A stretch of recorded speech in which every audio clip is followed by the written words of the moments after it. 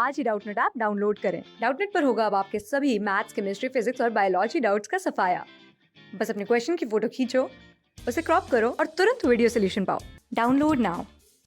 अब पढ़ते हैं पेरोक्साइड इफेक्ट, या इसका दूसरा नाम है वो है खराश इफेक्ट। KHARASCH, खराश इफेक्ट। ये सिर्फ हमें HBr के केस में को देखने को मिलता है, वो भी हम आगे पढ़ेंगे कि खाली HBr के केस में क्यों देखने को मिलता है। और इसमें बेसिकली हमें एंटी मार्कोनिकॉफ, हाँ इसको एंटी मार्कोनिकॉफ रूल भी बोलते हैं, मार्कोनिकॉफ्स, ठीक है। इससे हमें एंटी मार्कोनिकॉफ्स प्रोडक्ट भी मिलता है। अब इसमें होता क्या है, इसमें जो हम अपनी रिएक्शन करवाते हैं अल्कीन, जैसे मान लीजिए ये हमारा एक अल्कीन है, ठीक है, ये अल्कीन है, इस पे हम HBr ऐड करवा रहे हैं और पेरोक्साइड की प्रेजेंस में, ठीक है। और जो जनरल पेरोक्साइड हम यूज़ करते हैं इस केस में वो होता है हमारा benzoyl peroxide, PH C double bond O O O C double bond O PH। ये क्या है हमारा बेंजोइल पेरोक्साइड। बेंजोइल पेरोक्साइड के साथ हम लाइट भी यूज़ करते हैं, ठीक है। तो जब भी कभी हम एल्कीन का HBr का एडिशन करवाते हैं एल्कीन पर पेरोक्साइड की प्रेजेंस में, तो हमें एंटी मार्कोनिकॉफ्स रूल फॉलो करने को दिखता है और हमें जो प्रोडक्ट मिलेगा वो मिलेगा ये। तो मार्कोनिकॉफ्स रूल के अकॉर्डिंग जो Br ऐड होना था वो जिसमें उस कार्बन एटम पे ऐड होता है जिस पे कम नंबर ऑफ हाइड्रोजन एटम्स होते हैं, यानी कि इस बीच वाले पे। तो इस केस में Br कहाँ ऐड होगा, इस टर्मिनल कार्बन पे। तो जो हमारा प्रोडक्ट होता है वो होता है ये हमारा मेजर प्रोडक्ट मिलता है हमें, ठीक है। तो इसमें क्या होता है, इसमें अब ऐसा क्यों मिलता है, क्योंकि ये जो रिएक्शन है ये रेडिकल मैकेनिज्म के थ्रू जाता है, रेडिकल मैकेनिज्म। तो देखते हैं एक बारी कि इसका मैकेनिज्म देखते हैं कि इसमें एक्चुअली में हो क्या रहा है। तो ये जो हमारा पेरोक्साइड था उसको मैं लिख देती हूँ ROR, जहाँ R जो हमारा ग्रुप है वो है ये वाला ग्रुप, ठीक है। अब पेरोक्साइड लाइट की प्रेजेंस में टूट जाता है, क्यों, क्योंकि जो ये OO बॉन्ड है ना ये बहुत ही वीक बॉन्ड होता है, क्योंकि ऑक्सीजन के पास लोन पेयर्स होते हैं और इन लोन पेयर्स की रिपल्शन की वजह से बॉन्ड को हम बहुत आसानी से लाइट के प्रेजेंस में तोड़ सकते हैं और हमें क्या मिलेंगे, 2 फ्री रेडिकल्स मिलते हैं। फिर ये जो फ्री रेडिकल है RO फ्री रेडिकल, वो HBr के साथ रिएक्ट करवा के ROH बनाता है और Br फ्री रेडिकल बनाता है। अब जो Br फ्री रेडिकल है ये तो था हमारा चेन इनिशिएशन स्टेप्स, ये जो 2 स्टेप्स थे वो थे हमारे चेन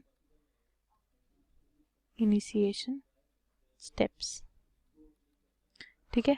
अब हम आते हैं चेन प्रोपगेशन पे। अब इन स्टेप्स को चेन इनिशिएशन चेन प्रोपगेशन हम इसलिए बोलते हैं कि क्योंकि हमारा जो रेडिकल मैकेनिज्म में हमारे रेडिकल्स लगातार बनते रहते हैं, तो रेडिकल्स क्या करते हैं उस रिएक्शन को आगे लगातार लेके जाते रहते हैं।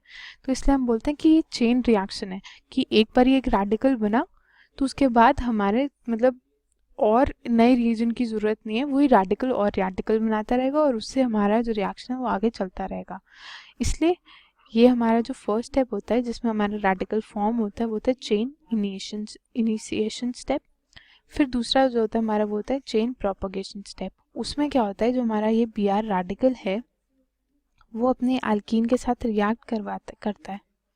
अब वो रिएक्ट कैसे करेगा, ये बॉन्ड टूटेगा होमोलिटिक क्लीवेज से, ठीक है, और हमें क्या मिलेगा, फ्री रेडिकल मिलेगा। तो CH3 CH फ्री रेडिकल और CH2 फ्री रेडिकल।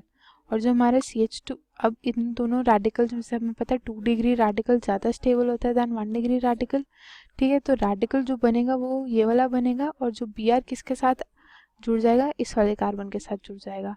तो ये Br फ्री रेडिकल किसके साथ रिएक्ट करता है और हमें एक 2 डिग्री रेडिकल मिल जाता है, ठीक है।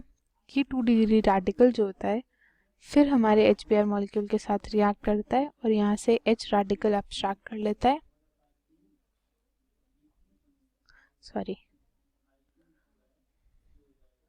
H रेडिकल एक्सट्रैक्ट करके ये मिल जाता है और साथ में Br रेडिकल फिर से बन जाता है।